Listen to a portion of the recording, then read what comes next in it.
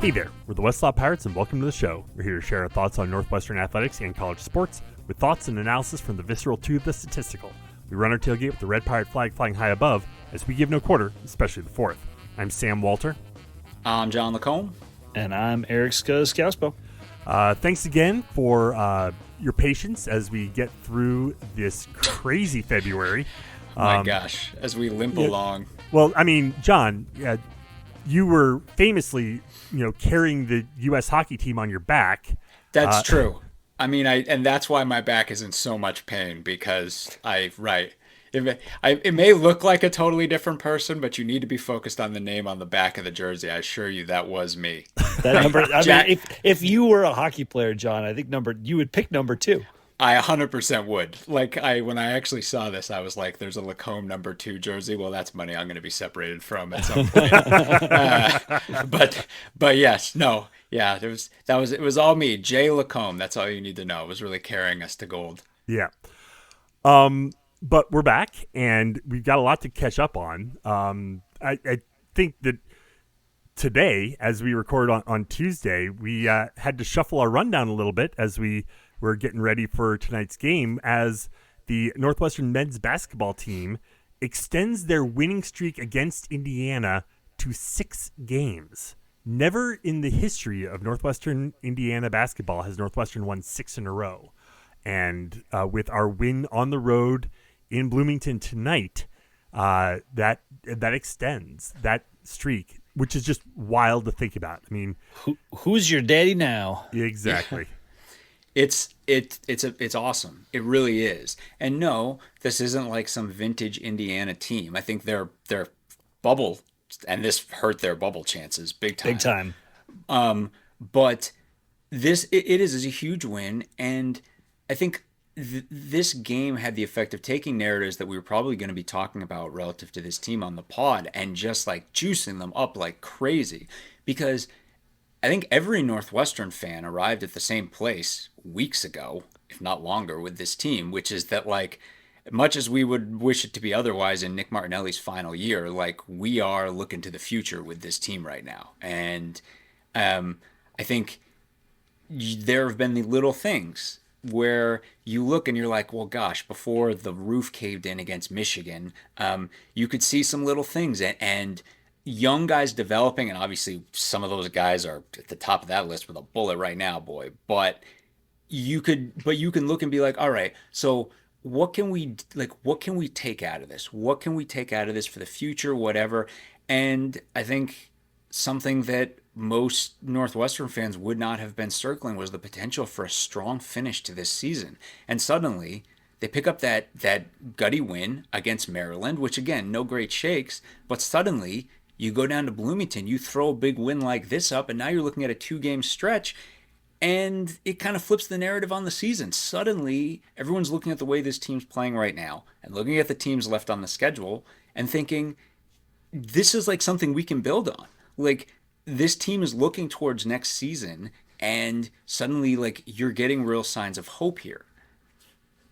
And, we're sitting right now a half a game out of the Big Ten tournament.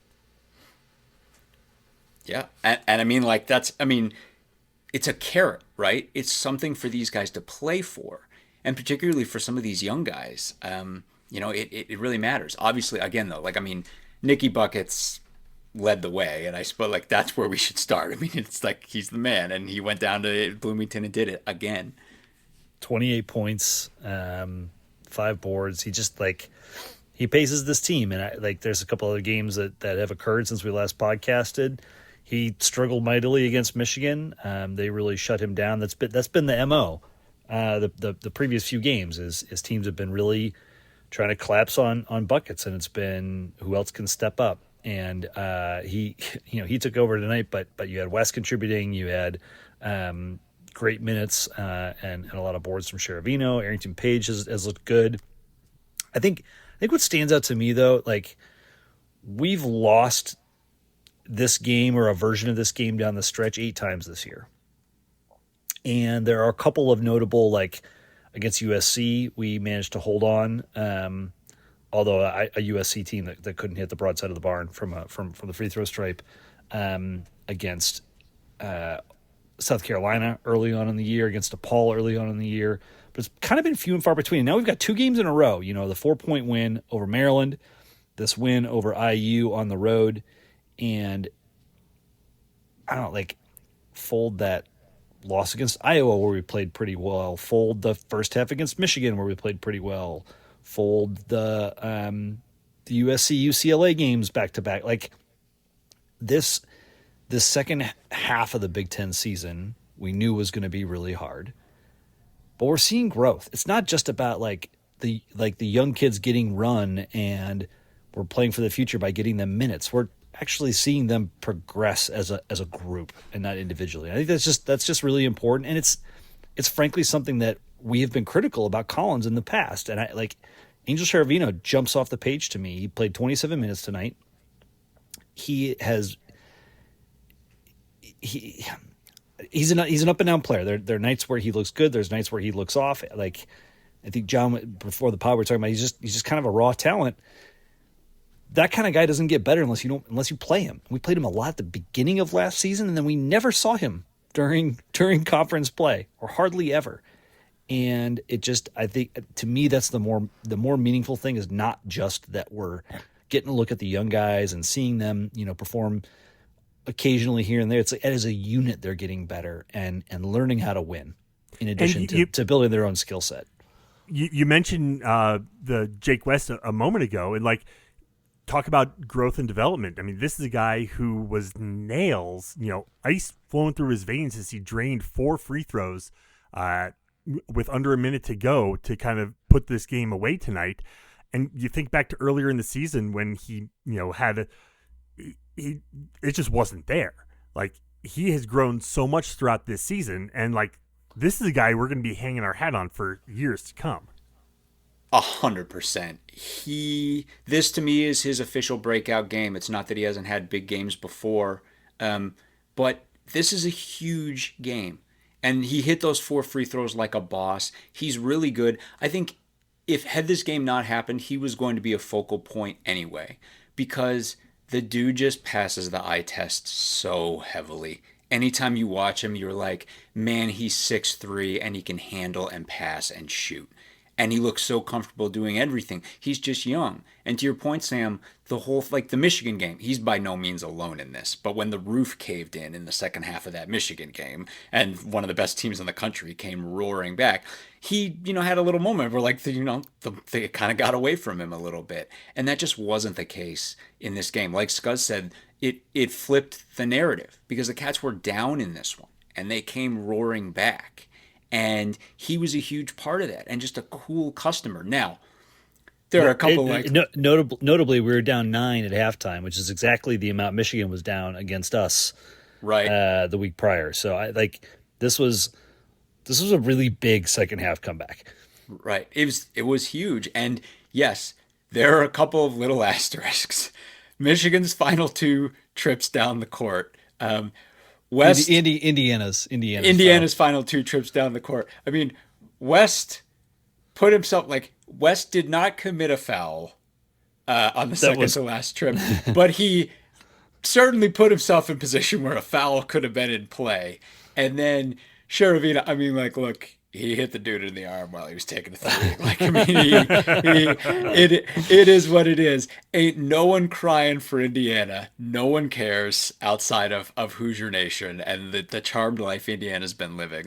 No one cares. It is what it is. And that's not. And the guy's a great free throw shooter. He would have had a good chance of hitting all 3 of them. Whatever. I don't care. A win is a win. They still put this together. And it's the thing too. You were talking about. That under Collins, historically, this is the thing, you don't see a lot of mid-season narrative shifts with Northwestern basketball in the Chris Collins era, right? I mean, I think this is something Northwestern fans are where it's when things go up, they have stayed up, and then when they go down, they have stayed down, right? I mean, there was the whole period of 5 years running into that amazing 3-year run that we had, or two awesome years, and then last year, which was still a winning season for the 3rd year in a row, and then this season went south. But I think the feeling was, when it went south, Northwestern fans are used to things going down and staying down, and the truth is, I mean, like this team, these are two big wins. I know these two teams are not amazing basketball teams, but this team is definitely looking at the rest of the schedule and looking at its chops. We still have Oregon and a potential revenge game against Minnesota on the stretch, and then Purdue. And it's like Purdue, any give me like if you ask any Northwestern fan, you have to play one top 10 basketball team in the country. Which top 10 basketball team do you want it to be? You're not even going to get it finished that sentence before everyone says Purdue. So it's all coming, and yeah, just I think it's all of that, and the fact that you suddenly see it at the end of the season, be like, maybe we're going to shift the narrative here. Maybe there's a chance for this team to be like, you know what, things were kind of a mess, and it was all new pieces. But you know what, the young guys really started to gel and come together, and this team found something at the end of the season. And now I think we all know that's a real possibility. Yeah, like you said, Oregon on Saturday, Purdue next Wednesday, finishing up at Minnesota on the 7th, and then we'll see. I mean, maybe we make the Big Ten tournament, maybe we don't. We'll see. And obviously, this is not the season that we wanted. Should we, like, are you guys feeling any heat around the Chris Collins coaching seat? I don't think so. No, I don't think and so.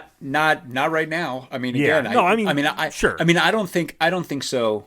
I don't think so anyway. And I know some people would say that. And look, like we were all here podcasting during those 5 years in the desert. We were here for every week of that, and we talked about it for every week. So it's like when things went. And we called year 6. We called it the most cynical season in Right. Northwestern basketball history Right. because we all felt like he should have been out on his ass the year prior, and then and then it's like everything changed. Right, the dude turned in the greatest the greatest 3-year run. You can throw last year in with it too. Just go back and look at. There's no precedent for Zero. for stringing those 3 years together. So he gets to do what he wants. And that's like we say that full being like, yeah, there is trepidation in many Northwestern fans who've been around being like, oh, please don't let it go like it went for that last down stretch. But I mean, that's apropos of nothing. Like Chris Collins' resume is unimpeachable. But it sure would be nice. And seeing him get doused with water in the locker room in Indiana tonight, and that team going crazy, and them feeling like they've got some young guns clicking with West right at the head of the way, and looking at the remaining part of this schedule, like, man, like that really has the potential to shift where this team, where the perception of this team is. And I really can't stress enough the West piece of it.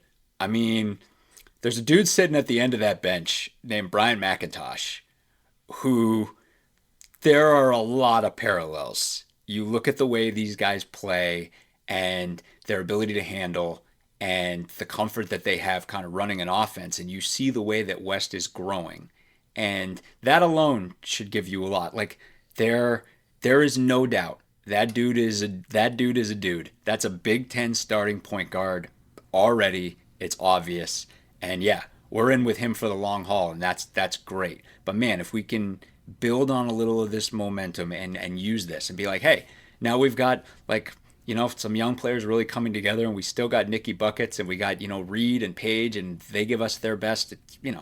Let's put something together. 4 out of the last 5 is a real possibility here.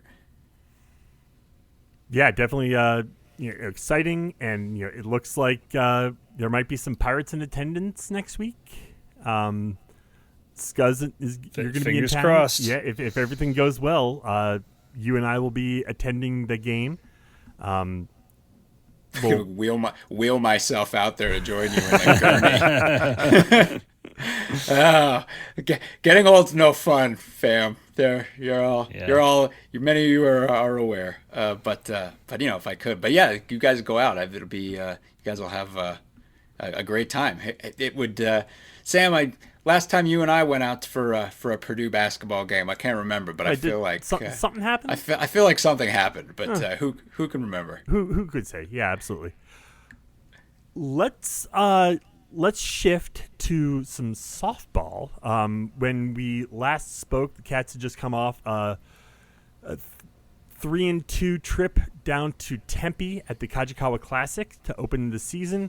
Then they went down to the Shriners Children Clearwater Invitational with some top teams playing. You look at the Northwestern schedule here, and then realizing how many teams were down in Clearwater for this is like a giant conglomeration of games. Some big time opponents that weren't on Northwestern's schedule, but were playing there. And that was some just incredible softball.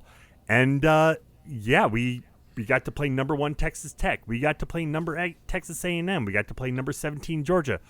We didn't do well in those games, but we got to play against some top teams. Like this A&M game, we lost 6-5, so that was a close one. I was going to say we played A&M pretty well. Yeah, I'm not trying to say we got nuked by everyone, but like it's Northwestern. I mean, and this team has blown out a couple of cupcake teams. I'd say Northwestern's top 2 performances are both losses. And that's not to say that it's like good to lose, but that tight loss to Texas A&M and then the tight loss to Arkansas, those are both awesome softball teams. I think we're all very familiar. Coach Drohan will take all comers. She feeds this team into the meat grinder at the start of every season to give them the best possible prep, and they've faced the full whirlwind, and it's been rough. But they're working through it. I mean, I'll say this: they played 3 against Arkansas, and Arkansas scored the first 19 runs in that series across 3 games, and yet somehow the series ended feeling like Northwestern had real growth and really pulled something out of it, because the Cats mounted this furious rally down 6-0 in the third of those 3 games and took it right to the end and lost by 1 run. There are real issues that this team's working through, but you can see that that again, like they go out and they face the very best, and they learn and grow from it. We're still seeing that the pitching staff is a work in progress. Staff by committee. It's probably Mason is number 1. Dose has looked good.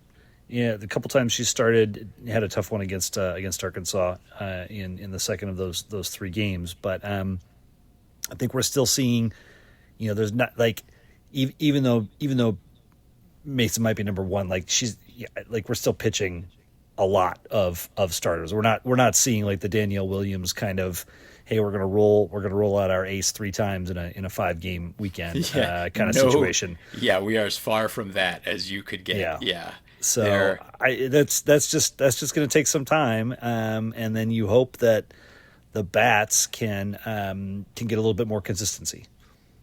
Yeah, and that's the thing is like you're getting some hitting, but it's really hitting from a select group, and outside of that group, the hits are few and far between. So I mean the performers are all people I mean it's all names Kelsey Nader, Grace Nito, Kaylee Avasado, Emma Ray, Bridget Donahue, like they're all hitting really well right now. I think they're all OPS above 8, all of them. After that, it drops off a cliff, though. And you can look at that Arkansas finish to the Arkansas series when we roared back, and that was the group, the same group that's been delivering the hits all season. That group drove in all 7 runs. They had almost every hit. We're just not getting hits from anywhere else right now. I mean, we've kind of nibbled around the edges of this over, the course of last season and this season, maybe a little. Kansas, it's hard to say like what's going on there. This is someone who hit 382 her sophomore year and was really one of the best breakout players in the entire nation. Hit 250 last year. She's hitting 200 this year. It's hard to say what's going on here. And then you've got some other youth. I think Coach Drohan is trying to decide of like the young guns here, like who's playing, who's hot. Like we know that True Medina has played a lot this season. She started every game. Right. She started every game. Started out hot. Her bat, I think, has kind of gone cold. One thing that'll be curious to see is you have some other first years, Kate Renchin, Tegan McHugh. They have both hit really well in limited at bats. We mentioned the incendiary start to Renchin's season, 2 home runs in her first 2 at bats, but her at bats continue to be limited, and she's hit really well in those limited at bats. And obviously, there's a limited amount of playing time here, and you have some real veterans on the team. But I'm sure Coach Drohan is going to be looking here and being like, all right, I have some other options that I could try here to try to juice the bats and get something going here. So we'll see. It certainly is. I mean, you look at Emma Ray is having a fantastic season offensively and defensively right now. It's great. It's awesome to see Kelsey and Grace, two of our lead veterans, and Bridget all hitting well and contributing. But yeah, speaking of Emma Ray, did you see the highlight of the foul tip bouncing off of her leg and her catching it for the strikeout? Yes, it's amazing. Sick. So good. And this is Emma Ray is someone that, for however many of you follow softball closely, but this is just a bright, shining light of a person. Emma Ray is just fantastic. There's someone who just radiates positive energy and it just makes you happy just watching her conduct herself. And you go from Jordan Rudd to Emma Ray, and it's like, wow, right. Come on. It's wealth of riches, I know. And she's been fantastic. So again, there are players having, real excellence out there. And like Scott said, Marina Mason's probably our number one pitcher. That's a first year player. So this team's got a lot of potential for growth, and they've faced the absolute best of the best out there so far and taken their lumps big time. But we're going to see when they get into the Big Ten season, how this potential all plays out. We got, you mentioned the games against Arkansas. We also played Southeast Missouri this past weekend at the Razorback Invitational. I'd say we learned we're a lot better than Southeast Missouri and probably a ways behind Arkansas. Yeah, I think they obliterated Southeast Missouri twice. Yeah. Coming up this week, we've got a trip down to Durham, North Carolina, where we will be playing number 20 Duke. Twice. We got 2 games against Boston University. We got a game against Ohio State.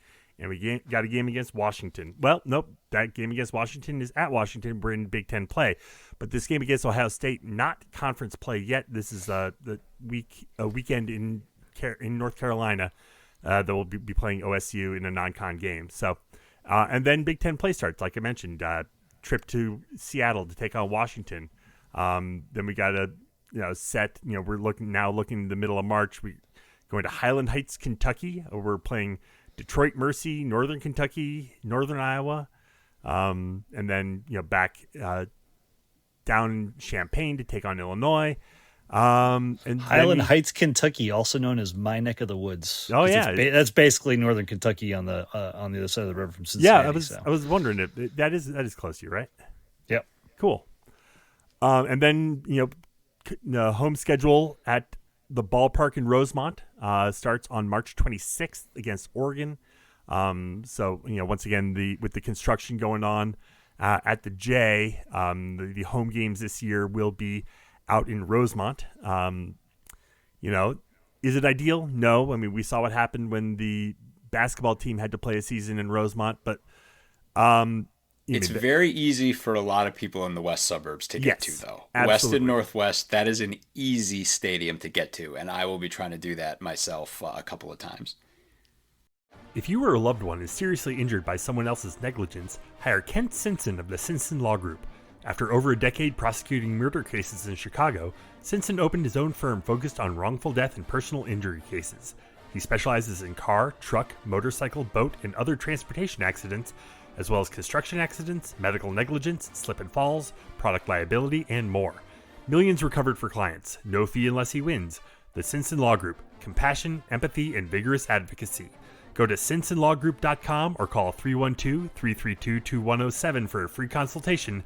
And go Cats. Let us now turn our attention to lacrosse. When last we spoke, lacrosse, we were like, I wouldn't want to be these teams. Yeah. Coming off that kind of big upset loss to Colorado, came back Valentine's Day, did not have a whole lot of love for Army, 18-7. Next day, come back Central Michigan, 25-2. Then this past Friday, Marquette comes a calling, 25-7. So they're mad, and they're scoring. These were get right. I mean, we knew these were some get right games. Army's ranked number 20, so that's. I mean, that's not that team is not nearly as. I wouldn't have expected quite that score, knowing where they're ranked now. But Northwestern, factoring in how pissed off. Yes, this team yeah. Outside of that, and so like Cats are dialed in. They needed this stretch, and things don't get really heavy for them until they get to the back half of March. But they've still got number 16 Stony Brook coming up. But this is them figuring things out. They had a fair amount of turnover, a number of new players, and they've got to get that mindset and that resilience locked back in after the Colorado loss, like we talked to, and they're well on their way. Yeah, it's funny if you look at the stats for this team, you didn't follow lacrosse that closely, you could kind of trick yourself into being like, well, like the Cats are getting goals, but they're really only getting goals from 3 players. If you look at those 3 players, and then the numbers drop off. And it's an illusion, because if you look at the goals Northwestern is getting, there are several players scoring like 7 goals, 6 goals. They've only played 5 games. That's a pretty good amount of goals. It's just that we have 3 players who all have 10 or more.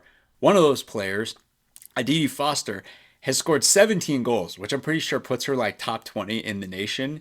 It's just that the numbers are skewed so heavily by Maddie Taylor that it looks like one player's pouring in all the goals. It's like if you look at North Carolina's numbers or Maryland's numbers or Stanford's numbers, those are the other top teams in the country, you'll see that like numbers 2 through 6, 7 in their scoring all looks pretty much like Northwestern. It's just we have a player at the top who has 26 flipping goals in 5 games. And 12 assists. Let's not undersell that.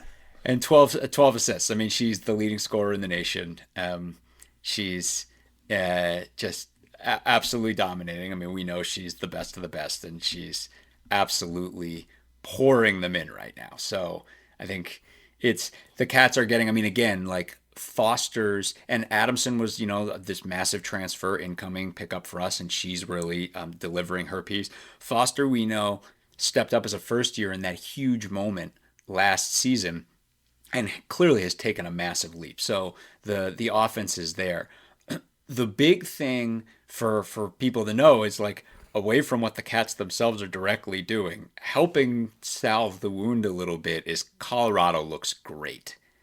They are, I don't know, were they ranked when we played them? I don't think so. No. Yeah, they're 11th now.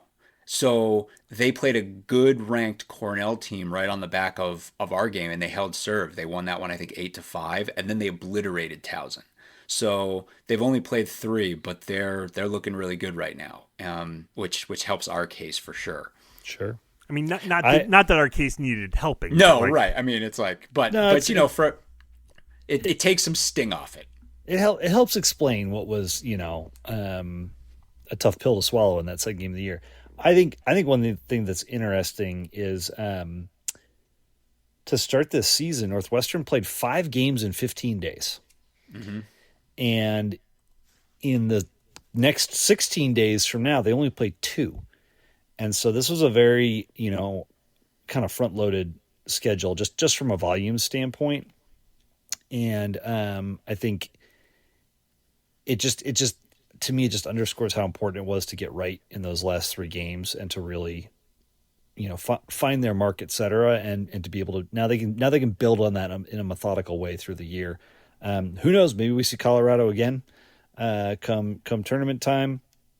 We've got North Carolina on the calendar. We've got Hopkins and Oregon. Obviously, we'll have to run through the Big Ten teams and the Big Ten championship. So there's going to be plenty of challenges for this team, but it feels like they get to really build now in a more methodical way for the postseason and try to peak at the right time as the season comes to a close. So I'm just going to, project out a little bit and just think how cool it's going to be to have Northwestern and Colorado playing on the same field twice, and getting wins twice. Maybe in the Final Four and then again in football a couple months later. Just throwing that out there. That would be. It's also interesting too, because I was looking at the polls. You've got Northwestern ranked 4th. You've got Stanford ranked 2nd. You've got Colorado ranked 11th. So in other words, never lose sight of the fact, and this is something that's been talked about a lot relative to Northwestern hosting the Lacrosse Final Four this spring, is that the whole traditional power structure of this sport is Northeast and Mid-Atlantic based, and that Coach Monty Hiller has been a huge part of shifting that. No one has had a larger role, obviously, but factoring in that Colorado's coach played for Coach Monty Hiller at Northwestern, etc. You can see there is a western shift in the power base right now, and it's interesting to see, and it's interesting to keep track of. We've got a couple games coming up as we look ahead to the games, like you mentioned, against Stony Brook on Saturday. Then, got a week off before we see Syracuse the following week. So it's 2 weeks between Stony Brook and Syracuse. They're both good teams, too. Yeah. And then Ohio State, and we're getting into Big Ten play. Ohio State, Oregon, at Oregon, going to North Carolina for an always fun game against the Tar Heels. So that should be fun. We head out to their barn. Then end of March, we're looking at, Johns Hopkins, USC, Maryland, Penn State, Rutgers, Michigan, and then on into the Big Ten tournament in Ann Arbor at the end of April. So just kind of quick zip through their schedule. But some really, really big games coming up. I mean, this is an incredible team. Maddie Taylor is incandescent, and it's going to be fun to watch as the season progresses. Let's turn our attention to the other diamond. Baseball. Let's talk a little Let's baseball. Go. Woo-woo. Cats are sitting right now at 5-2 as they get the season started.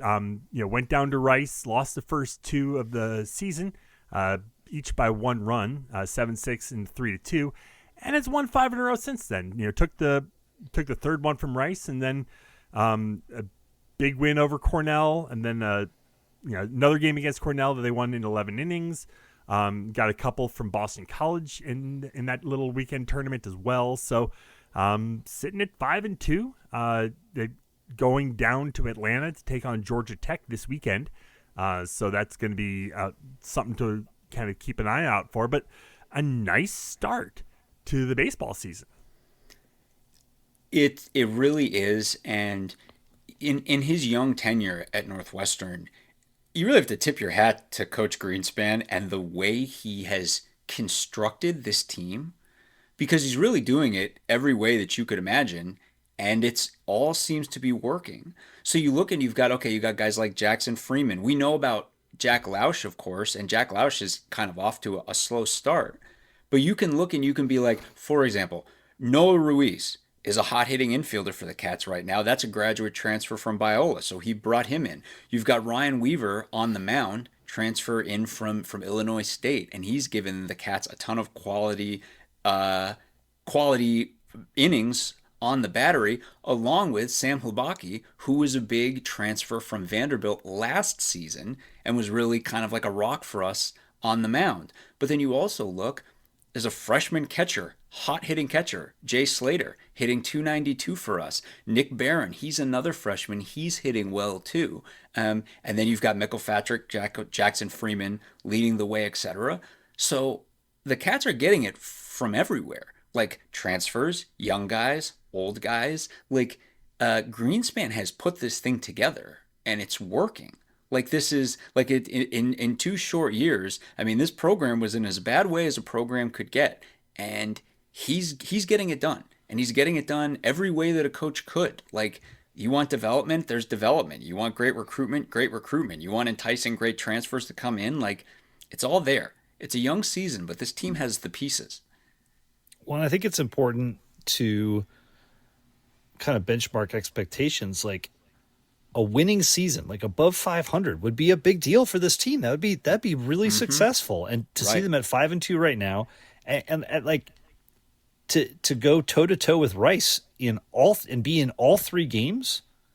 Like Rice is a big time baseball program, so that that's a really great sign. And I don't think any of us are under the illusion that this team's going to like win the Big Ten or go to the I'm booking my tickets to Omaha. Yeah, exactly. Like, I think it's so those expectations are important to keep in mind. But this is pretty exciting, and I'd love to see this team, find a way into the hearts and minds of NU fans a little bit more as the spring progresses.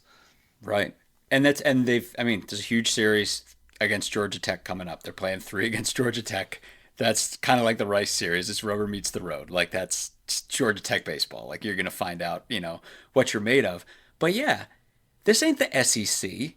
This is Big Ten baseball. And right now it looks like the Cats have 3 starters who can give you quality outings and a bunch of dudes that can hit.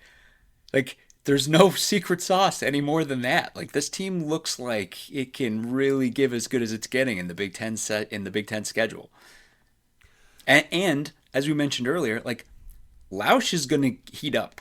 Like this is all happening without getting the best out of Jack Lausch. Like Lausch is going to get hot. After this trip to Atlanta, they're heading up to Minneapolis for 3 games against South Dakota State, Omaha, and UNLV. U.S. Bank Stadium, is that the Sandcrawler? Because that's not where the Twins play, right? Nope, that is the Viking Stadium. Little early for outdoor baseball. Yeah, I was going to say like Minnesota in March, but then it's like, oh, they're playing at the Viking Stadium. Interesting. Yep. Well, That's and fun. I was just looking at that too. So that March 7th game, for any Northwestern fans in Minneapolis, like go catch the baseball team in the afternoon, and then you can go to watch the basketball team play the Gophers in the evening. Nice. Oh, that's pretty sweet. But I mean, right after that, March 8th game against UNLV. 2 days later, they will be playing outside in Evanston as they open the home slate on March 10th against UIC. So Bundle up. Bundle up.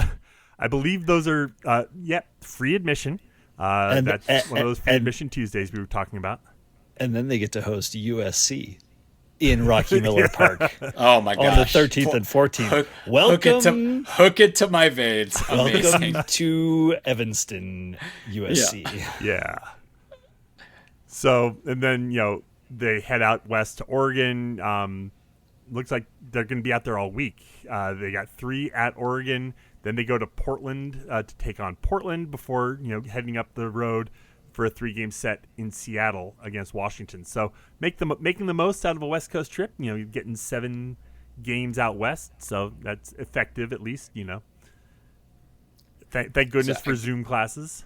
Get in on this team. This is the time to do it. They earned it last season, and they were close. And this early returns make it look like this team is a better version of last year's team. Like again, it's early, but this team can pitch and hit. And they know what they are, and they know who's going to go out and contribute in any given 3-game series. They know where they're looking to get all the production from. Like this team, I think, knows what it is, and it looks pretty good. We've really been whipping around a lot. Anything else to mention? I women's basketball has been rough, and we still don't know what the plan is after Joe McEwen steps down at the end of this season. But are we sure that they know what the plan? No, we don't. We're not. I just I mean we're assuming. Yeah, I mean we don't 100% know. You're right, but we'll see. I mean, and again, shouts to Grace Sullivan, an amazing season, and Grace Sullivan's senior year has been such a huge leap that pro basketball is very much in the cards for her, and that would be pretty awesome to watch someone who go from being a role player to being one of the stars of the conference, and then it can't get a chance to join VB in in the WNBA. Yeah, I was gonna if say, and when they start their season. is there a recent history of Northwestern success in the WNBA? I don't know. Yeah, Maybe. exactly. Most improved. And by the way, like, pay these women their money so that they can have a season so VB can get out there and play. I don't want her like missing games on the back of like her most improved player season. Let's get this thing going. Yeah, absolutely. One other thing I'll mention, Northwestern legend Dave Ennett took a aerial photo inbound on approach flying into Chicago of the new Ryan Field and caught it from above, and the roof is totally done, and from the air it looks finished and it looks incredible. Now obviously there's a lot to be done in the interior and all the interior workings and everything, but the structure itself it looks so good, and it not only does it look awesome, but it looks completely unique within college football. No one else has a stadium that's going to look like this. It's going to be so cool. I had the opportunity. I drove around the new stadium a week and a half ago or so, just to kind of take it in and get a look and see what it looks like. And God, it's going to be awesome. It's going to be so flippin' cool. Yep, it really is. It's, again, like there's no one in America, maybe in Europe in a couple of places, but no one in America that gets to watch games in a stadium like this. Like, it's going to be truly unique. I wonder, is there ever going to be like commentary on the angle of the stadium? I mean, it's odd that it's sort of askew. I mean, you expect stadiums to be more north-south, but like, again, I know they did that for a reason. It'll be interesting to see kind of how it plays out, if we even notice, like in the throes of a game. Probably not, but like, I don't know, something I was thinking about and had been thinking about since we saw the plans for the askew layout. But I'm sure it's nothing. I'm sure I'm making way more out of it than it has any rights to be. They wanted to wiggle it to get it just into a few more backyards, Sam. As long as the opening in the roof doesn't create problems for our receivers, a la the Dallas Cowboys. But I think we should be fine. No, the Dallas Cowboys have trouble because of the windows on the side. Yeah, right. That's not the ceiling. Yeah, I know. Curtains, Jerry. It curtains. It's not that hard. Any last thoughts before we get out of here tonight, guys? No, I'm enjoying this. Good for hoops. Like, let's go. Like, keep the momentum going. This is a big thing. Like, it really does matter. It's really narrative chasing. It's foundational. Keep this going. This game suddenly, again, it's two of the bottom teams in the conference. I know it's Northwestern and Oregon, but it's huge. And suddenly stringing a 3-game win streak together and traveling with Purdue coming to town, Purdue with that student section losing its mind. Like, come on, let's go. Let's end the season there. So with that, we'll go ahead and leave it there for tonight. Head to our website, westlawpirates.com, where you can leave comments and questions. Find us on Facebook, Twitter, Instagram, Blue Sky, YouTube, @WestlawPirates. You can always email us, westlawpirates@gmail.com. Tune in next time as we give our visceral and statistical views on Northwestern athletics. And look for us in the west lot of Ryan Field flying the red pirate flag, because we give no quarter, especially the fourth. For John Lacombe and Eric Scousby, I'm Sam Walter. Thanks so much for listening. We'll see you next time.